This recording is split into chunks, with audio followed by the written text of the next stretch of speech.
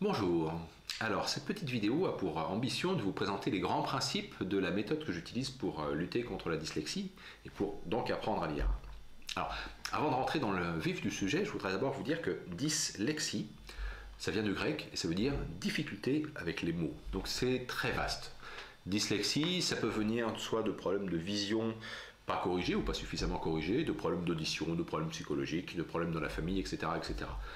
Tout ça, ce ne sont pas des cas que je traite, il y a plein de spécialistes pour ça, c'est pas mon domaine.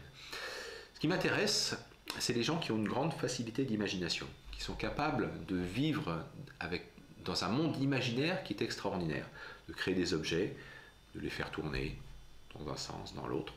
Vous voyez, quand c'est une tasse qui tourne, comme ici, que la tasse soit à l'endroit, à l'envers, ça pose pas beaucoup de problèmes, ça reste une tasse.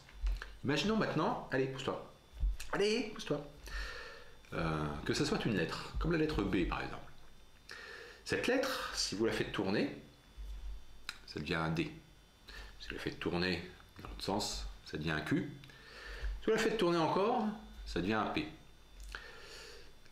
Il est évident, vous voyez bien, que la façon de regarder la lettre influe colossalement, terriblement, sur le sens que l'on lui donne.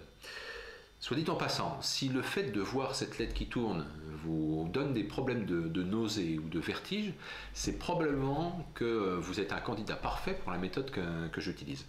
Alors, imaginez maintenant que ce soit plus une lettre, mais un mot. Le mot chat. Et que l'enfant qui essaye de lire ce mot ne le connaisse pas, n'arrive pas à le reconnaître, il va utiliser le même principe, son imagination va se mettre en route toute seule et les lettres vont commencer à bouger.